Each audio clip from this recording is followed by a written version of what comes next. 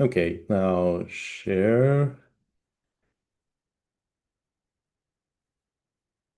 How does it look? Can you see my It slide? looks great. Yeah. Okay, perfect.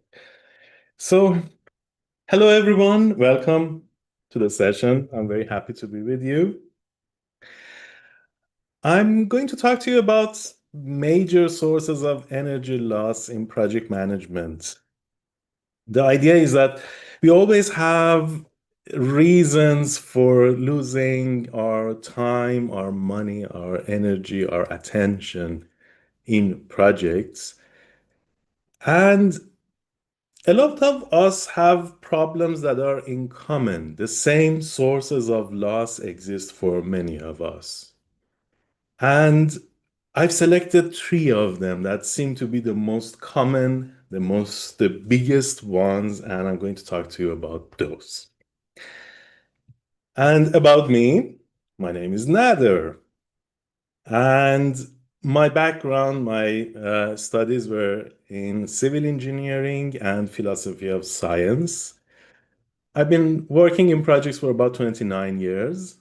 I'm a little bit older than I look, in case you've been asking.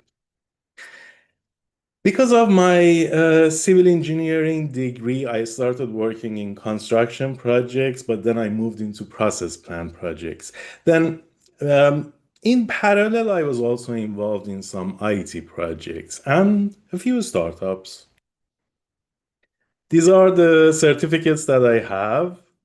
There was this phase in my life that I went after getting a lot of certificates. That's mainly because I was teaching those topics. But anyway, that phase is over. I'm not doing that anymore.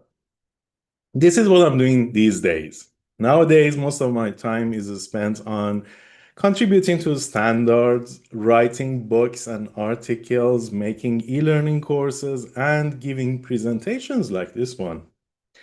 What I love most is writing. I've written about 50 books. Some of them are about project management. Many of them are related to project management, but of course, not all of them.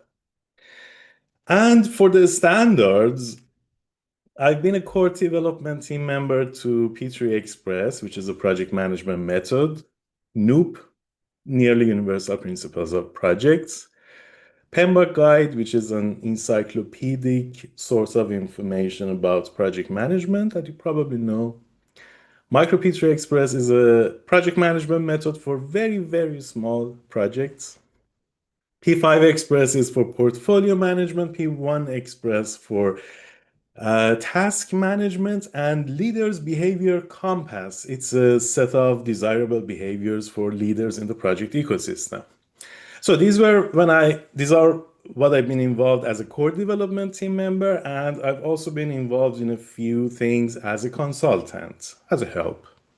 Prince2, Prince2 Agile, and MSP. Prince2 is a project management method. Prince2 Agile is about using Prince2 in Agile projects. And MSP is the program management method from the same family as Prince2. A little disclaimer, because I've been involved in many of these organizations like OMIMO, PMI, and PeopleCert, it's important to say that what I'm telling you is my opinion, not the official opinion of any of those organizations. And besides these professional things, I'm normally known as a geek, computer geek. I'm a Linux and open source advocate. I like programming. I've been programming since I was 10, although I've never done it as a job. It was always something on the side. One of the tools I created is Hacker's Mind Map, if you like. It's a terminal-based mind mapping application. Because I really love mind mapping, I use it a lot, and I prefer terminal applications. Besides that, privacy, freedom, and human rights advocate, and I also spend some time on photography and making sculptures. All right. So that was a very short introduction about me. I don't know.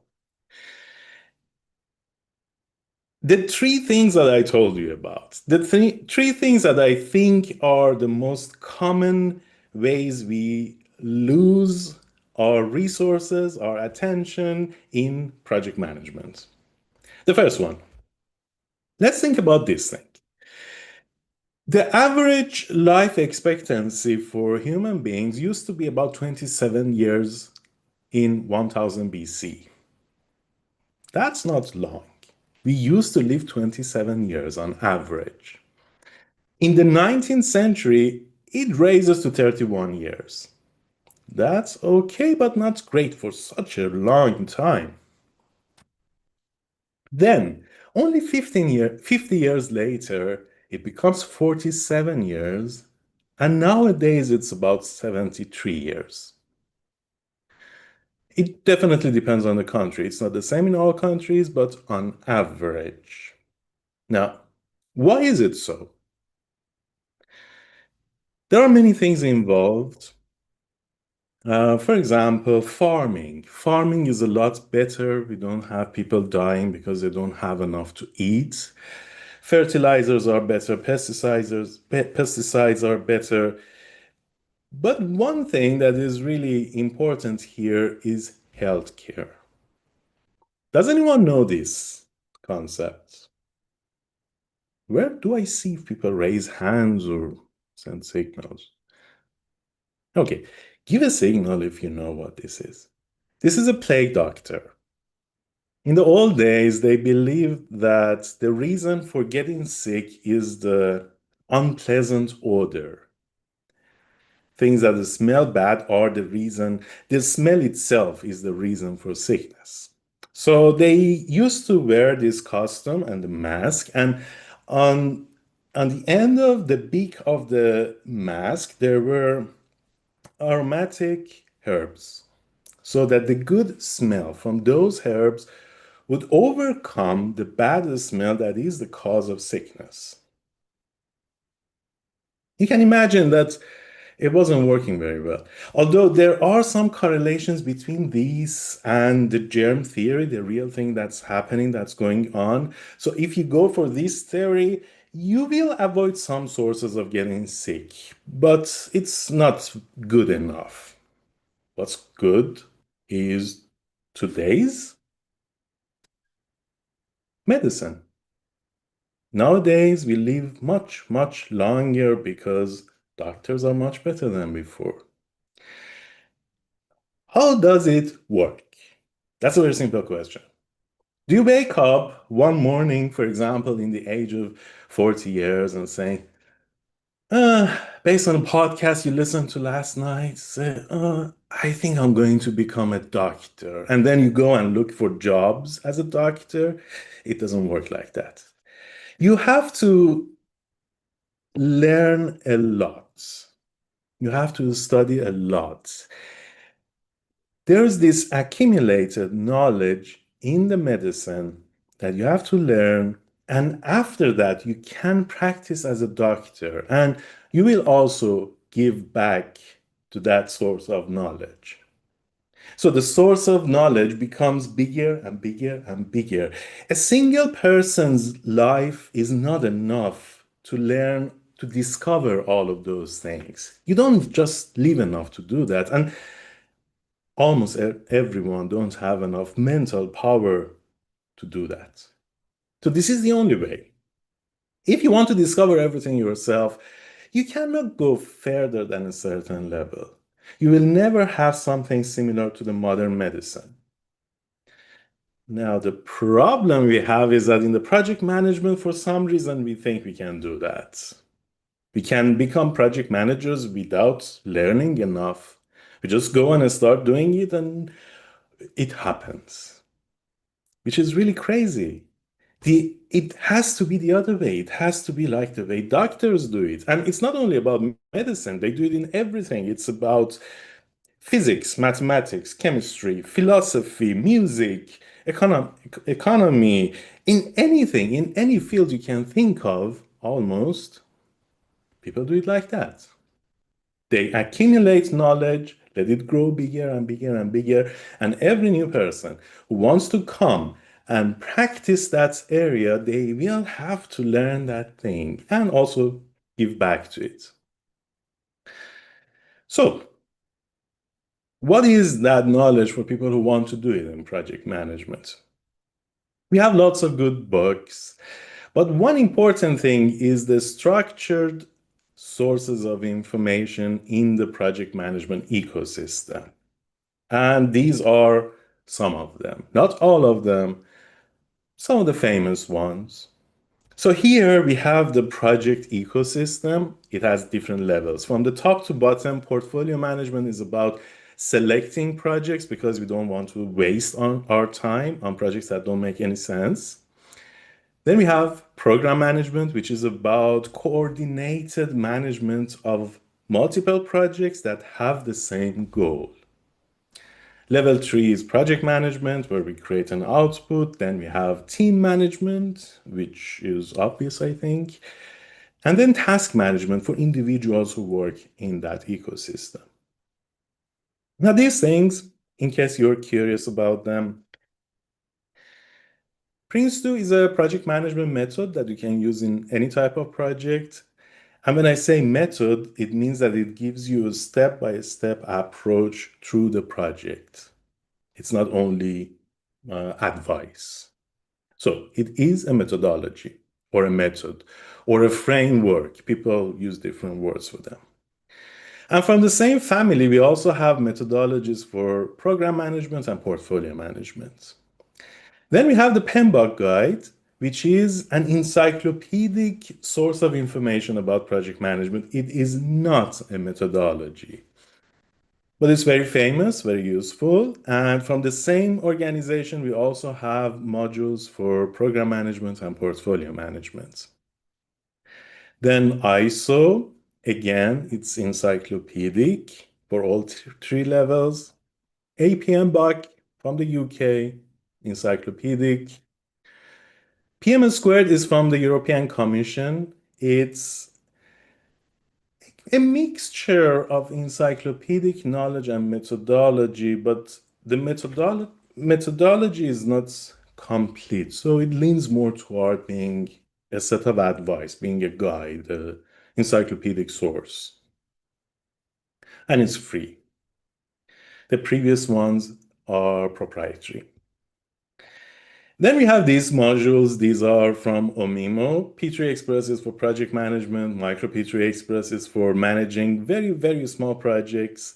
Noop for a set of principles in project management, and so on.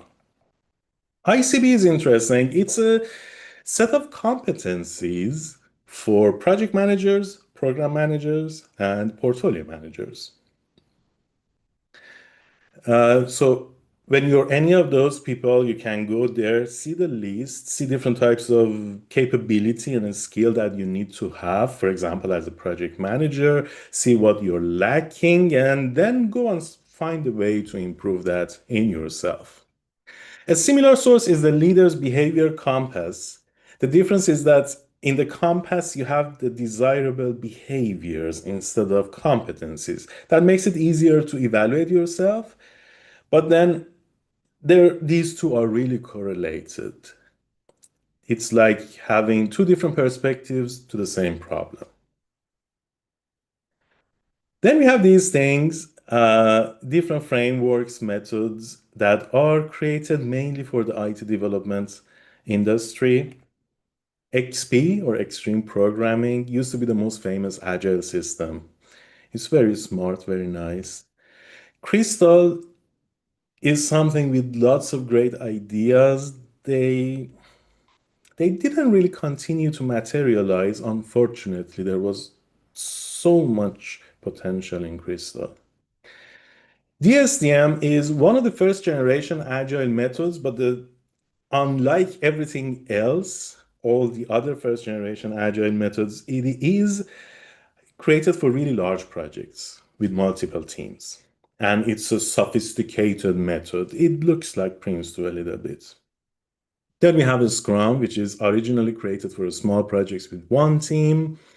And that's the reason we have these other things and more, which are different ways to use a Scrum in a larger project.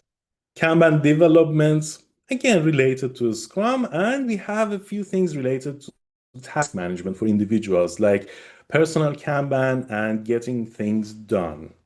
And also there's P1 Express that I mentioned before from Omima. So you have lots of great things. And I gave you a really short introduction to them because I wanted you to know that they are not the same. They try to help you in really different ways. Each of them has its own way. So it means that you can use more than one of them. That's the first one. One of the biggest source of loss in project management is that we try to reinvent the wheel, which is really expensive. It harms our reputation. It's just not good. We have lots of information. We can learn from that. Let's talk about the second one. We have this tendency that more is better, more of anything. It can be more, for example, more steps defined in a process, more features in a software, in a piece of software, more agents involved in a workflow. We think that when we have more of them, it is better.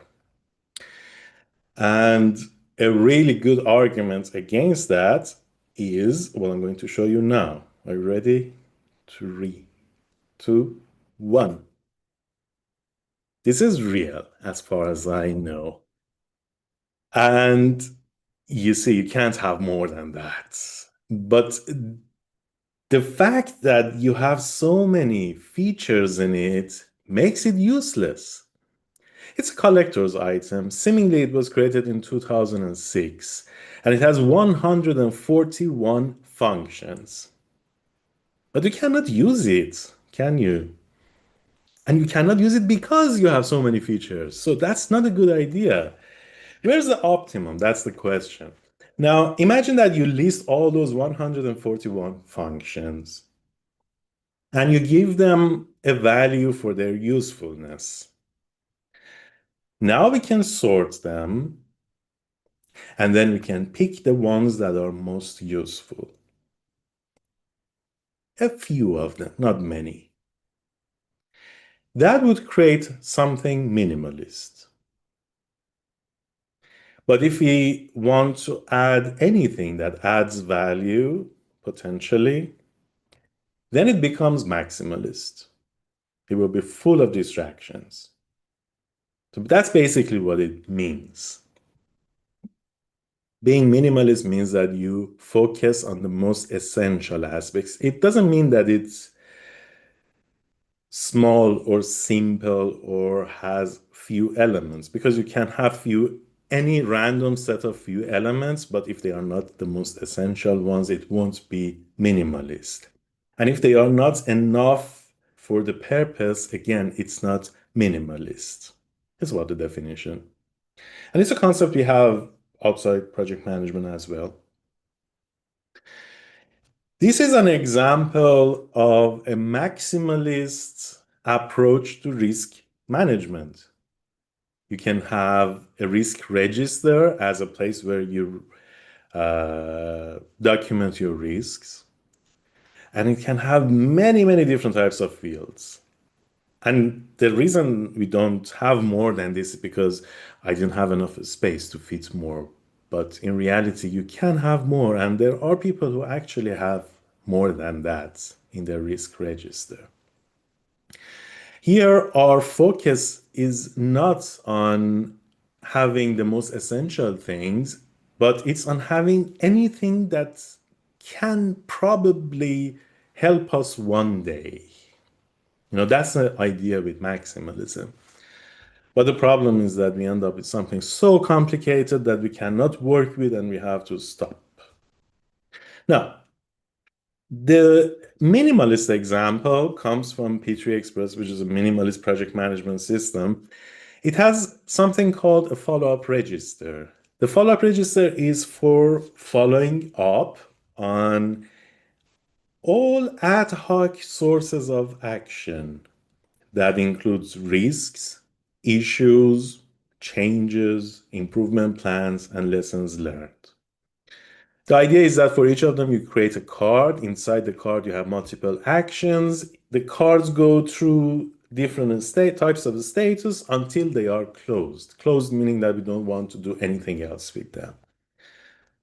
And the same process works for everything. We don't separate those different types of ad hoc concern. And for each of those items, we have a narrative because it's much easier for people to work like this than with different types of field.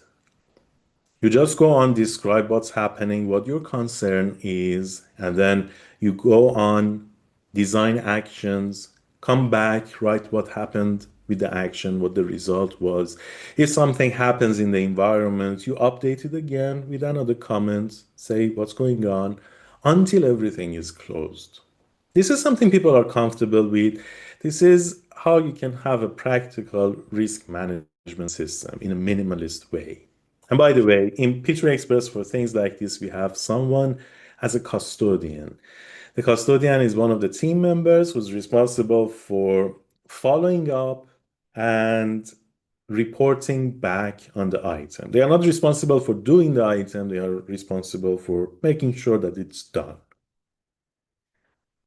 So that's the second one, that you should not create complicated things. And I imagine that many of you work in the IT development industry, and when so you're familiar with Agile, and you know that one of the principles in Agile is simplicity. That simplicity is exactly what I'm talking about here. You know from Agile that the simplicity that we want to have in software is not because it reduces our work for creating software. Well, that helps a little bit. But the more important thing is that by keeping it simple, you make future adjustments a lot easier. That's the same with the way you run your projects. The same with your project management system, with your agile development process. And you should not forget that. And something important is those things that we remove in a minimalist system, those are still valuable. That's why some people don't want to remove them because they have some value. Think of that multi-purpose tool. Everything there can be used someday, but that's not enough for having them in the system. That is not practical. At the end, we stop using the system. And again, you know, from Agile, for example, something like DSDM was really sophisticated. They taught about a lot of things, but do you know DSDM? Do you know anyone who's used DSDM? I don't. But you know Scrum very well. Why? Because it's minimalist. It focuses on the most essential things. But there are lots of things against it. One is that it's not compatible with consumerism. Everything around us advertises consuming more, buying more, having more. That reflects also in the systems that we have. That even reflects on the expectations that your customer has from you, which is difficult to work with, but it is possible still. But anyway, that's the second source of information, making things complicated and bloated. The last one. As time passes, different ideas emerge, different techniques, different methods, and some of them are effective and interesting, and they remain with us, which is great. But something important is that in addition to the real benefits of any of these things, we also have a hype at the beginning. Some people become too excited. They say things, they have claims that are far, far from reality. And they try to make a business of it. do things, and then companies will start investing their time, their money, their attention on that thing. And there's no reality behind the hype. There is some real benefits somewhere, but that's different from the hype. The hype is source of wasting a lot of our energy and resources. And at any time when you focus on a band of these things, you will see a lot of hype. At any time, maybe 30 or 40% of our energy is wasted on the hype. These days, the hype is AI. Before that, it was agile. Before that, many years ago, it was earned value management. Way, way before that, scientific management, and so on. After a while, the hype is over and you'll remain with the real benefits. But for some time, you're a victim of the hype if you're not very careful about it. All of these things, AI, for example, AI itself is okay. There can be uses for AI in project management, but the hype around AI, that's absolutely horrible. And that's what you have to be careful with. Now, when you think of it like that, then you may wonder, well, if that's so, if a big portion of it is hype, how come everyone's talking about it? I'm going to explain that. We have every Tom, Dick, and Harry talk about AI these days. And it's not only about AI, it's about every type of new idea that creates a hype. And these three people have three different reasons for promoting the hype. For Tom, the reason is a little bit unexpected, maybe. Tom doesn't really benefit from it, but the reason he always talks about it is that he wants to have something to talk about. It's just as simple as that. He wants to go on LinkedIn and leave comments for people and say things that seem acceptable. The cliches that are created within the hype are very safe for this purpose. You are protected by the shield, by the hype itself when you keep repeating those things. And if someone comes and tells you that you're not right, there are 10 more Toms to come and help you tell that person to no, this and that. And the this and that they give you are again the cliches, the common cliches in the industry. So that's one reason. And we have a lot of Toms. We also have a few Dicks. For Dick, it's a little bit different in that Dick is not really high in project management. He really likes to be and sees other people who are really higher than Dick, but he cannot reach them. So he thinks that if we have something, AI or anything else, that is available to everyone equally, then they will rise to the level of good project managers. So there won't be a difference between them anymore. And that's a big intense incentive for Dick to promote the idea that AI can do a lot of great things in project management, potentially everything in project management. The third group, the third archetype is Harry. For Harry, it's very simple. Harry sells something. He sells software or certification or consultancy services related to AI. And the more people believe in magical powers in AI or agile or earned value management or scientific management or anything else that is hyped right now, the more they can sell. That's the whole idea. So they keep promoting the hype. They keep saying things that are technically and practically lies, to be honest. And then to be complete, there's also Sarah. With Sarah, things are different. Sarah really works in projects, adds value, solves problems. And when you do that in any field, it doesn't have to be only project management. It can be a baker, it can be an engineer, it can be anything. You use software, and some of the software that you use uses AI. So in practice, Sarah uses AI. In fact, Sarah uses AI a lot more than Tom, Dick, and Harry because Sarah is actually doing valuable work, but Tom, Dick, and Harry just go and create a hype. But Sarah doesn't believe in what Tom, Dick, and Harry say because, well, first of all, they are not plausible. And second, sometimes Sarah becomes curious and tries one of the things that Tom, Dick, and Harry say and sees that it doesn't work. And in reality, we have way, way more Sarahs than we have Tom, Dick, and Harry. But when you go on LinkedIn, you don't see many Sarahs. You mainly see Tom, Dick, and Harry. They are, in fact, very loud. There are not many of them, they are loud, but there are many of Sarahs, but they are quiet. Why? Because they are working.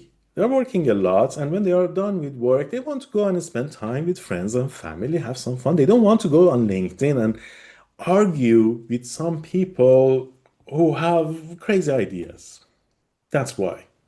So, when you think that everyone's talking about the hype around the latest idea in project management, no, it's not really everyone. It's a few people who are very loud. You see many of them on LinkedIn, but it doesn't mean that there are many in the reality. And why do they do that? Because of these three reasons that I explained for Tom, Dick, and Harry. And that was the third one, being deceived by hypes. We always have those hypes, they never go away. And for example, right now with the hype around AI, it doesn't matter what happens in reality.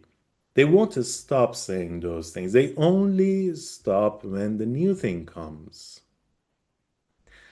Because there are some people who cannot really add value, like Sarah. They can just survive by creating hypes like Tom, Dick, and Harry. And that's why, if you go back and check, the same people who are hyping, creating a hype around the newest thing right now are the same people who were creating a hype around, for example, Agile a few years ago. And they were creating the hype about the previous one a few years before that. Now, the timeline is big and people come and go, new generations, but if they lived enough, they were the very same people who were advocating for the hype around scientific management in the early 19th century. That's how it works. And it's a little bit like a cult. They've been claiming a lot of things that have not happened yet, the prophecies that never happened, but they still claim them with more difficult prerequisites. So nowadays, instead of saying that you can go to this LLM and do that thing, they say you have to install the LLM and feed all the information in the organization into it. And after a few months of paying someone like me, then the LLM can do magic for you. Things like that. They make it more difficult to evaluate the claim. But still, there are some people who do that. They spend their time and money for those things and they don't get the results. But still, the hype doesn't end. It only ends when the next thing comes.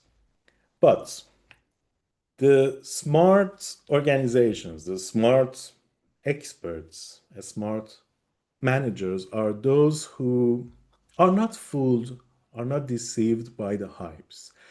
You see that the thing that people say is not plausible, and you just dismiss it as simple as that. It's like the emperor's new clothes. The emperor is really, really naked sometimes.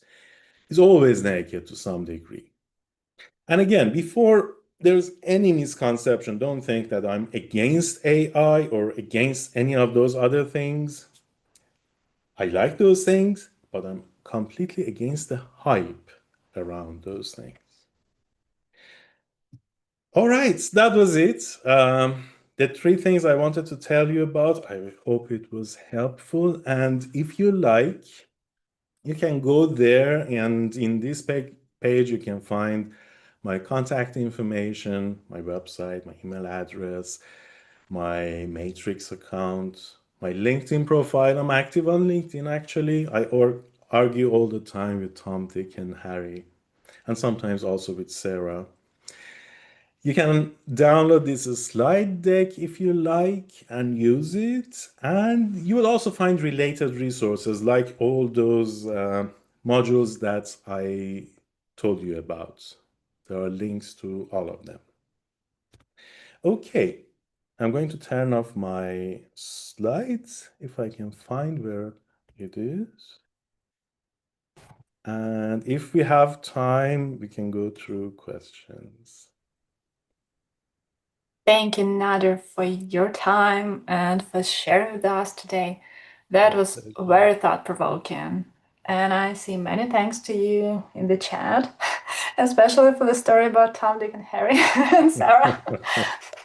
Personally, I have Sarah and Tom at my work, so We it all was have pretty personal story for me now.